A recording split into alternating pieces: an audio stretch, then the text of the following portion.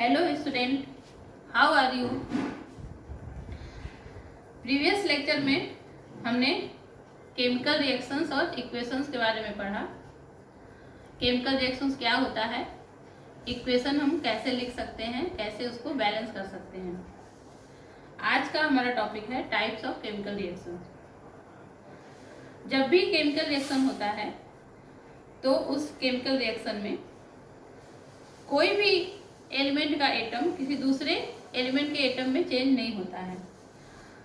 न तो atoms disappear होते हैं और न कोई नया एटम कहीं से भी अपीयर हो जाता है, बल्कि केमिकल रिएक्शंस में बॉन्ड ब्रेक होता है और न्यू बॉन्ड का फॉर्मेशन होता है, जिससे न्यू सब्सटेंसेस का फॉर्मेशन होता है।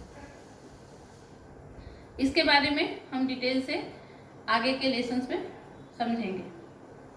हमारा first type of chemical reaction है कॉम्बिनेशन रिएक्शन। इसको समझने के लिए हम एक्टिविटी करते हैं। इसके लिए हमें स्मॉल अमाउंट में कैल्शियम ऑक्साइड और क्विकलाइम चाहिए। एक बीकर चाहिए। बीकर में कैल्शियम ऑक्साइड लेकर के उसमें स्लोली वाटर ऐड करते हैं। फिर हम बीकर को टच करके देखते हैं, हमें क्या फील होता है ये ऑब्जर्व करते हैं।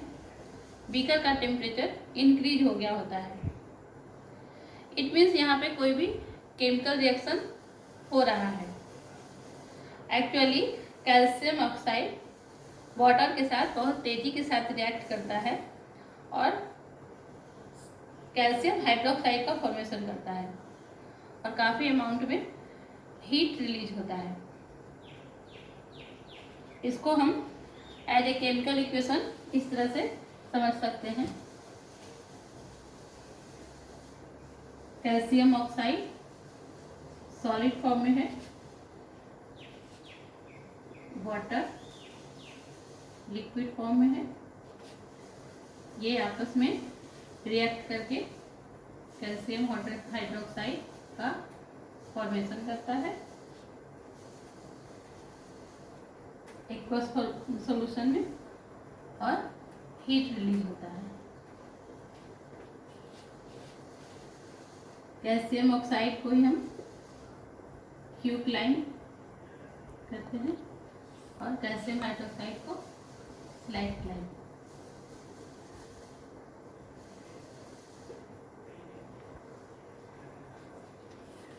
इस रिएक्शन में हम देख रहे हैं कि कैल्शियम ऑक्साइड और वाटर कंबाइन होकर के एक सिंगल प्रोडक्ट का फॉर्मेशन कर रहे हैं। वो सिंगल प्रोडक्ट है कैल्शियम हाइड्रोक्साइड। तो ऐसा रिएक्शन जहाँ पे दो या दो से ज़्यादा रिएक्टेंट्स आपस में कंबाइन होकर के या रिएक्ट होकर के एक सिंगल प्रोडक्ट का फॉर्मेशन करते हैं, इस टाइप के रिएक्शन को कॉम्बिनेशन रिएक्शन कहा जाता है। कॉम्बिनेशन रिएक्शन को समझने के लिए हम कुछ दूसरे एग्जांपल्स भी देखते हैं, जैसे बर्निंग ऑफ कोल। यहाँ पे कार्बन ऑक्सीजन के प्रेजेंस में बर्न होकर के कार्बन डाइऑक्साइड बनाता है।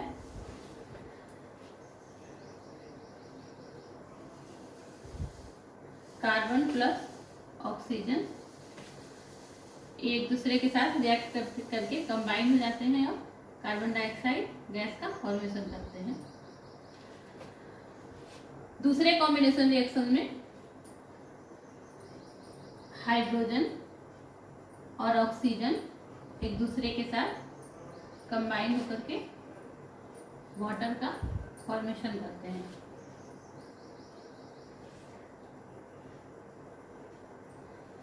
तो सिंपल लैंग्वेज में हम ये कह सकते हैं कि जब टू और मोर सब्सटेंसेस कंबाइन होकर के एक सिंगल प्रोडक्ट का फॉर्मेशन करते हैं, तो इस टाइप के रिएक्शन को कॉम्बिनेशन रिएक्शन कहा जाता है।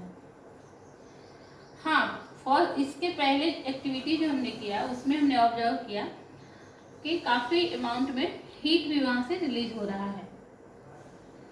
तो जिस रिएक्शन में हीट रिलीज होता है उस रिएक्शन को एक्सोथर्मिक केमिकल रिएक्शन कहा जाता है। एक्सोथर्मिक रिएक्शन के दूसरे एग्जाम्पल्स हैं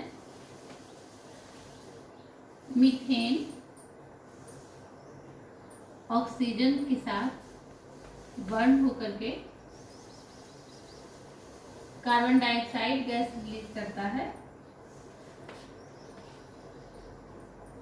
और वाटर का फॉर्मेशन होता है। इस रिएक्शन में काफी सारे हीट है रिलीज होते हैं। आपको पता होगा कि जब हम रेस्पिरेशन करते हैं तो रेस्पिरेशन के बाद हमें एनर्जी मिलती है। अगर इस तरह से देखा जाए तो रेस्पिरेशन भी एक एक्सोथर्मिक प्रोसेस है। हमें पता है हम फूड किस लिए लेते हैं, फूड से हमें क्या मिलता है, तो फूड से हमें एनर्जी मिलता है। और एनर्जी किस तरह से मिलता है, फूड खाने के बाद जब उसका डाइजेशन होता है तो फूड सिंपल सब्सटेंसेस में ब्रेक हो जाता है। जैसे राइस, पोटैटो, ब्रेड, जो कुछ भी हम खाते हैं सब में कार्बोहाइड्रेट होता है और कार्बोहाइड्रेट डाइजेशन के बाद ब्रेक होके ग्लूकोज में चेंज हो जाता है। ये ग्लूकोज ब्लड के हेल्प से हमारे बॉडी के सभी सेल्स तक पहुंचता है, वहाँ ऑक्सीजन के साथ रिएक्ट करता है और हमें एनर्जी प्रोवाइड करता है। इस टोटल प्रोसेस का ही नाम रेस्पिरेशन है, जिसके बारे में हमें आगे के चैप्टर में पढ़ना है। यहाँ पे ग्लूकोज ऑक्सीजन के साथ रिएक्ट करके काफ़ी अमाउंट में एनर्जी प्रोवाइड करता है, इसलिए ये भी एक एक्सोथर्मिक रिएक्शन है। आप देख सकते हैं इस रिएक्शन के हेल्प से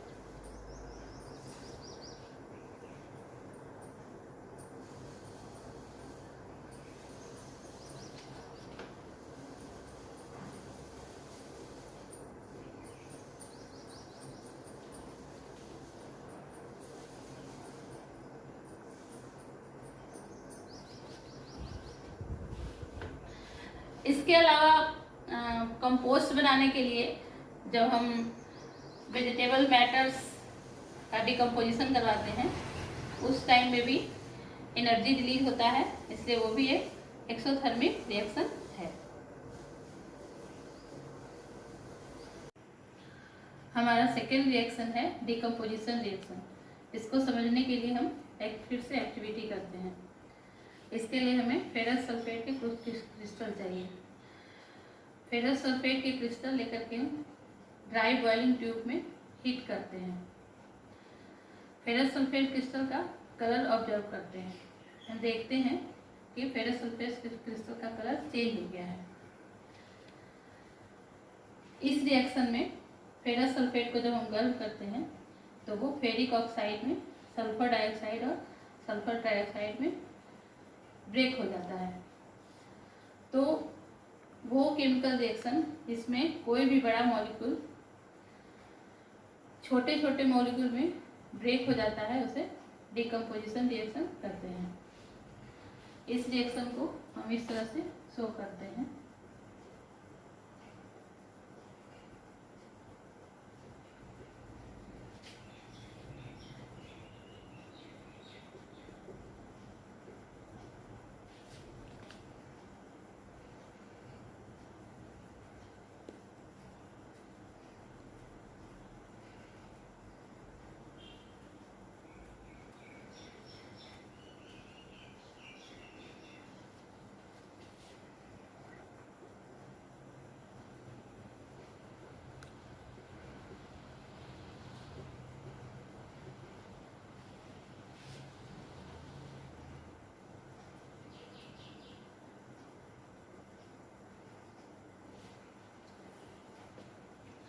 जब फेरस सल्फाइड क्रिस्टल को गर्म करते हैं तो वो अपना वाटर मॉलिक्यूल लूज करता है, जिसके कारण उसका कलर चेंज हो जाता है। उसके बाद वो फेरिक ऑक्साइड, सल्फर डाइऑक्साइड और सल्फर ट्राइऑक्साइड में डिकम्पोज हो जाता है। यहाँ फेरिक ऑक्साइड सॉलिड है जबकि सल्फर डाइऑक्साइड और सल्फर ट्राइऑक्साइड गैसेस हैं। डिकम्पोजिशन रिएक्शन का दूसरा एग्जाम्पल है जब हम कैल्शियम कार्बोनेट को गर्म करते हैं तो वो कैल्शियम ऑक्साइड और कार्बन डाइऑक्साइड में डिकम्पोज हो जाता है। कैल्शियम ऑक्साइड को ही लाइम और क्विक लाइम कहा जाता है।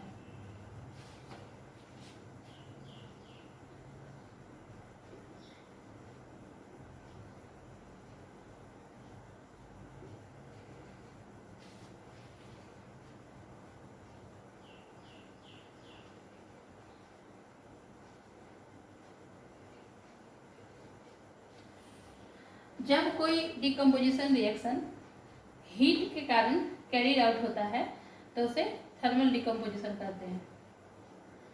इसका एग्जाम्पल है जब हम लेड नाइट्रेट को बॉइलिंग ट्यूब में गर्म करते हैं तो वो लेड ऑक्साइड, नाइट्रोजन डाइऑक्साइड और ऑक्सीजन में ब्रेक हो जाता है।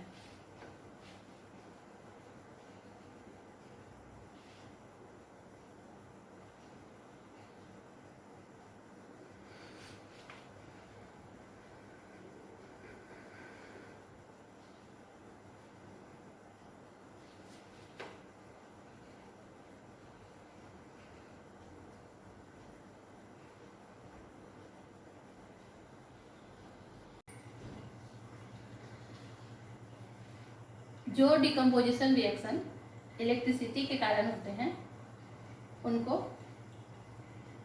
इलेक्ट्रो डिकम्पोजिशन कहा जाता है। इसको समझने के लिए फिर से हम एक एक्टिविटी करते हैं। एक प्लास्टिक का मग लेते हैं, उसमें 2 होल्स ड्रिल करते हैं और उस होल्स में रबर स्टॉपर्स फिट कर देते हैं। रबर स्टॉपर्स के ऊपर कार्बन इलेक्ट्रोड्स फिट कर देते हैं। उन दोनों इलेक्ट्रोड्स को 6 वोल्ट बैटरी से कनेक्ट कर देते हैं।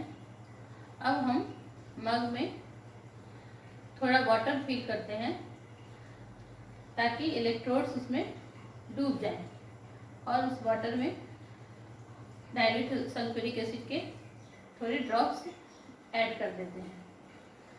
अब दोनों इलेक्ट्रोड्स को 2 टेस्ट ट्यूब से कवर कर देते हैं। फिर स्विच ऑन करके करंट का फ्लो स्टार्ट कर देते हैं। थोड़े टाइम तक उसमें करंट फ्लो होने देते हैं। थोड़े टाइम के बाद हम ऑब्जर्व करते हैं कि दोनों इलेक्ट्रोड्स के ऊपर बबल्स का फॉर्मेशन होने लगा और ये बबल्स टेस्ट ट्यूब में से वाटर को डिस्प्लेस करने लगते हैं।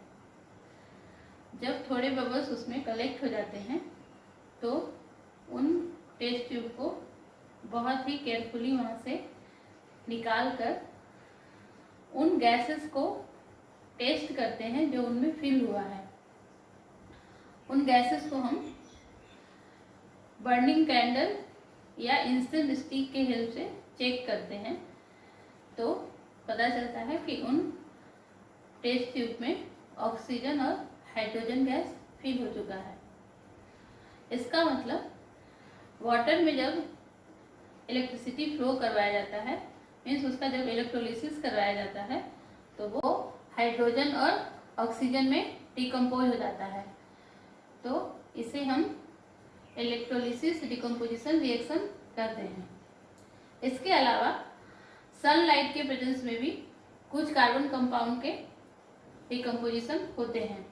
जैसे जब हम सिल्वर क्लोराइड को सनलाइट में रखते हैं तो वो सिल्वर और क्लोरीन में कन्वर्ट हो जाता है। तब सिल्वर क्लोराइड का कलर सनलाइट के कारण ग्रे में चेंज हो जाता है।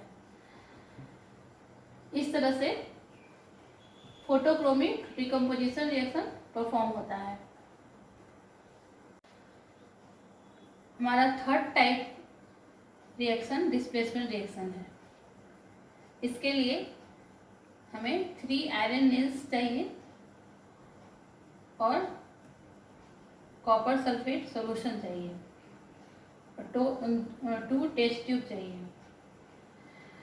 आयरन नेल्स को पहले हम सैंड पेपर से रब करके क्लीन कर देते हैं और एक टेस्ट ट्यूब में कॉपर सल्फेट सॉल्यूशन फिल कर लेते हैं। 2 आयरन नेल्स को एक थ्रेड के हेल्प से टाई करके उसे कॉपर सल्फेट सॉल्यूशन में डालते हैं और 20 मिनट तक उसको वैसे ही रखते हैं।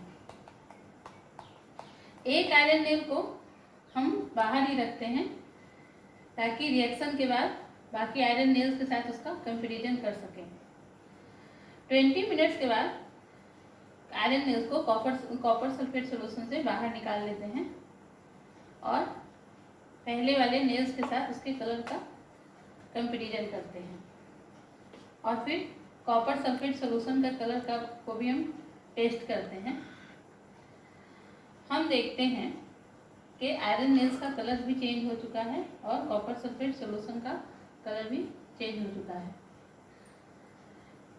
आयरन नेल्स ब्राउनिश हो चुका है और कॉपर सल्फेट सोल्यूशन का ब्लू कलर फेड हो गया है।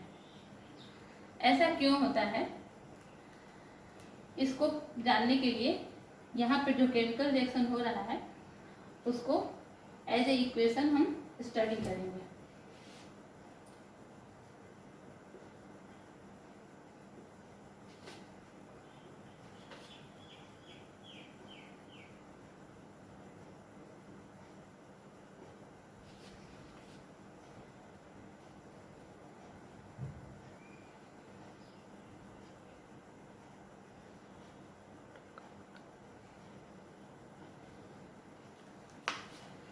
इस रिएक्शन में कॉपर सल्फेट और आयरन के बीच में रिएक्शन हो रहा है, जिसके कारण आयरन कॉपर सल्फेट से सल्फेट ग्रुप को डिस्प्लेस करके उसके साथ ऐड हो जाता है और कॉपर फ्री हो जाता है।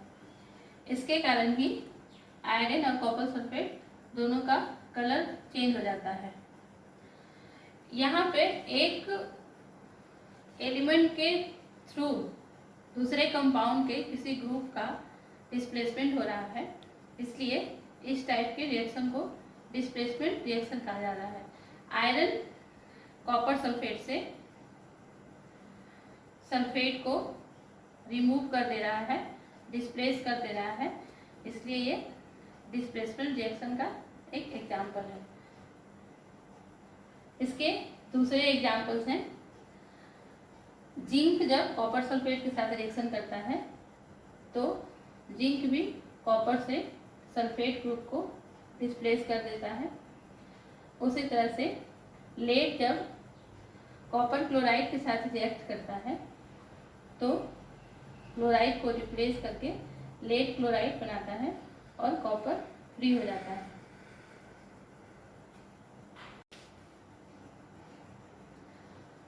थर्ड टाइप रिएक्शन है डबल डिस्प्लेसमेंट रिएक्शन। इसको समझने के लिए फिर से हम एक्टिविटी करते हैं। एक टेस्ट ट्यूब में 3 ml सोडियम सल्फेट सोल्यूशन लेते हैं, दूसरे टेस्ट ट्यूब में 3 ml बेरियम क्लोराइड सोल्यूशन लेते हैं। अब दोनों सोल्यूशन को मिक्स कर देते हैं और ऑब्जर्व करते हैं कि क्या हुआ। हम देखते हैं कि एक वाइट सब्सटेंसेस का फॉर्मेशन हो गया है जो कि वाटर में इनसोल्यूबल है। किसी भी केमिकल रिएक्शन के बाद किसी इनसोल्यूबल सब्सटेंसेस का फॉर्मेशन होता है तो उसे प्रेसिपिटेट करते हैं। इस रिएक्शन में भी प्रेसिपिटेट का फॉर्मेशन हो रहा है, इसलिए हम प्रेसिपिटेट रिएक्शन भी कर सकते हैं। इस रिएक्शन में क्या होता है इसको हम फिर से केमिकल इक्वेशन के थ्रू समझते हैं।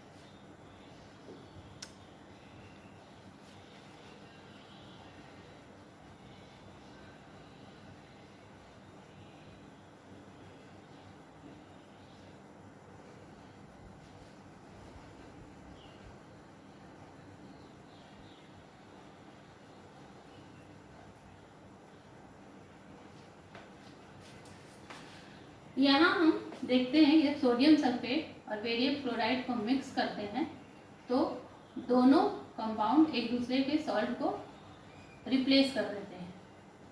उसके बाद बेरियम सल्फेट और सोडियम क्लोराइड का फॉर्मेशन होता है।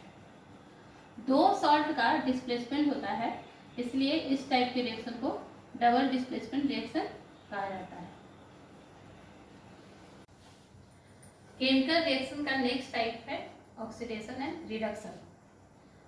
इसको समझने के लिए हम चाइना डिश में कॉपर पाउडर लेकर उसे हीट करते हैं। हीट करने के बाद हम देखते हैं कि कॉपर पाउडर के ऊपर ब्लैक कलर की कोटिंग हो गई है। ये कहाँ से आया? तो इसमें केमिकल रिएक्शन होता है, तो कॉपर ऑक्सीजन के साथ कंबाइन हो जाता है और कॉपर ऑक्साइड का फॉर्मेशन हो जाता है। उसके बाद जब कॉपर ऑक्साइड में हाइड्रोजन गैस पास करवाते हैं तो फिर से ब्लैक कलर की कोटिंग जो है वो ब्राउन कलर में टर्न हो जाती है और यहाँ पे एक दूसरा केमिकल रिएक्शन ऑब्टेन होता है। जब कोई भी सबस्टेंस ऑक्सीजन के साथ रिएक्ट करता है और ऑक्सीजन उसमें ऐड हो जाता है, उस टाइप के केमिकल रिएक्शन को ऑक्सीडेशन रिएक्शन कहते हैं। और अगर वो सबस्टेंस ऑक्सीजन लूज करता है तो उसे रिडक्शन रिएक्शन कहते हैं। इसे इस केमिकल रिएक्शन के थ्रू हम समझ सकते हैं।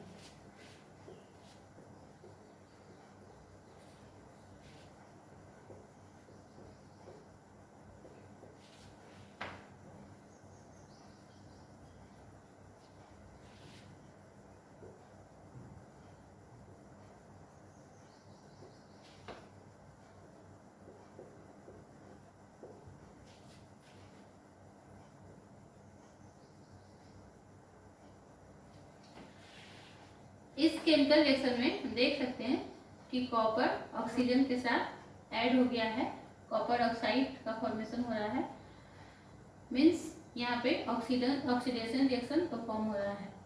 फिर जब कॉपर ऑक्साइड को हाइड्रोजन के साथ रिएक्ट करवाते हैं तो ऑक्सीजन वहाँ से रिमूव हो जाता है और वाटर का फॉर्मेशन होता है।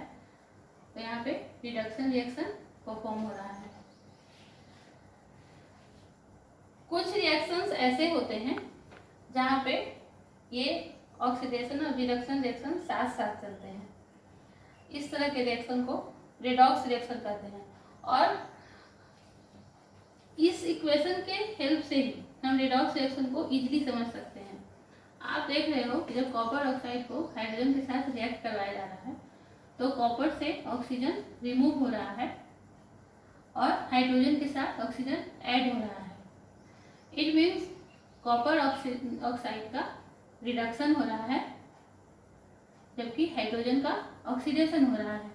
तो यहाँ पे इस रिएक्शन में ऑक्सीडेशन और रिडक्शन दोनों साथ साथ हो रहा है, इसलिए इस टाइप के रिएक्शन को रेडॉक्स रिएक्शन कहते हैं। इसके हम कुछ दूसरे एग्जाम्पल भी देखते हैं।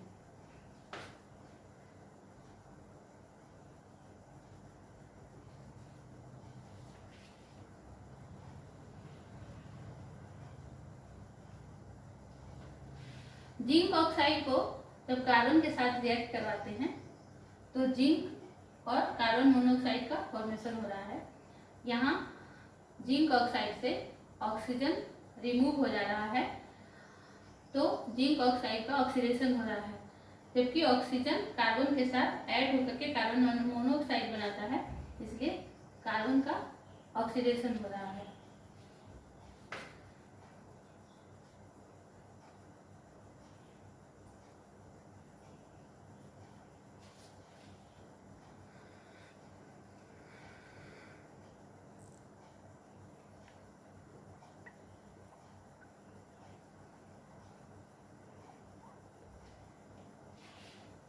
इस रिएक्शन में मैग्नीशियम ऑक्साइड को हाइड्रोक्लोरिक एसिड के साथ रिएक्ट करवाते हैं तो मैग्नीशियम क्लोराइड, वाटर और क्लोरीन गैस का फॉर्मेशन होता है। यहाँ मैग्नीशियम से ऑक्सीजन रिमूव हो रहा है, इसलिए मैग्नीशियम ऑक्साइड का रिडक्शन हो रहा है, जबकि हाइड्रोजन के साथ हाइड्रोजन के साथ ऑक्सीजन ऐड हो रहा है। इट मीन्स हाइड्रोक्लोरिक एसिड का ऑक्सीडेशन हो रहा है। इस तरह से हम इन सारे रिएक्शन के हेल्प से ऑक्सीडेशन, रिडक्शन और रिडॉक्स रिएक्शन को समझते हैं। हम अपने डेली लाइफ में ऑक्सीडेशन रिएक्शंस को ऑब्जर्व कर सकते हैं, उसका क्या इफेक्ट होता है ये हम देख सकते हैं। हमेशा आपने ऑब्जर्व किया होगा कि जब कोई भी आयरन आर्टिकल्स हम खरीदते हैं तो वो न्यू होता है, शाइनी होता है, लेकिन थोड़े दिनों के बाद उसके ऊपर रेडिश ब्राउन कलर की कोटिंग हो जाती है और इसी को रस्टिंग ऑफ आयरन कहा जाता है। इसके अलावा कुछ दूसरे भी मेटल के सबस्टांसेस के कलर चेंज हो जाते हैं, जैसे कॉपर एंड सिल्वर के बने हुए सबस्टांसेस। ऐसा क्यों होता है? जब कोई भी मेटल मॉइस्चर, एसिड इन दूसरे सबस्टांसेस के कांटेक्ट में आता है तो वो कोरोड होने लगता है और इस प्रोसेस को कोरोजन करते हैं। ऐसा इसलिए होता है कि उन सारे मेटल्स का ऑक्सीजन के साथ रिएक्शन होकर के उनका ऑक्सीडेशन हो जाता है। उसके अलावा सिल्वर ब्लैक कलर का हो जाता है, कॉपर ग्रीन कलर का हो जाता है। ये सारे कोरोजन के एग्जाम्पल हैं। कोरोजन के कारण मेटल के बने हुए बहुत सारे सबस्टांसेस डैमेज हो जाते हैं। कार के bodies, bridge, iron railing, ships वगैरह कोरोजन के कारण ही डैमेज हो जाते हैं। तो कोरोजन आयरन के लिए एक सीरियस प्रॉब्लम है। इसके कारण काफ़ी सारे सबस्टांसेस डैमेज हो जाते हैं और बहुत सारे मनी उसमें स्पेंड होते हैं। कोरोजन के बारे में हमें नेक्स्ट लेसन में डिटेल में पढ़ना है। उसके अलावा ऑक्सीडेशन का दूसरा इफेक्ट हमें फूड मटेरियल में देखने के लिए मिलता है। फैट्स और ऑयल जब ऑक्सीडाइज होते हैं तो उनकी स्मेल और टेस्ट है वो चेंज हो जाती है। इस प्रोसेस को रेंसिड कहा जाता है। जनरली फूड को इसीलिए एयर टाइट कंटेनर्स में पैक किया जाता है। अगर उन्हें एयर टाइट कंटेनर्स में पैक नहीं किया जाएगा तो उनका ऑक्सीडेशन काफ़ी स्पीड में होगा और वो सारे फूड मटेरियल यूज़ करने के लायक नहीं रह जाएंगे, क्योंकि उनका ऑक्सीडेशन हो जाता है और उनका टेस्ट चेंज हो जाता है। इस तरह से हमारा first lesson chemical reaction and equation complete होता है। उम्मीद करती हूँ आप लोगों को अच्छे से समझ में आया होगा। आप सभी स्टूडेंट से ये रिक्वेस्ट है कि ये लेसन को अच्छे तरह से आप बुक के हेल्प से और मेरे वीडियो के हेल्प से समझें। सारे रिएक्शंस की लिखने की प्रैक्टिस करें तो ये लेसन आपको लर्न करना इजी होगा। जल्दी ही मैं नेक्स्ट लेसन का वीडियो अपलोड करने की कोशिश करूँगी।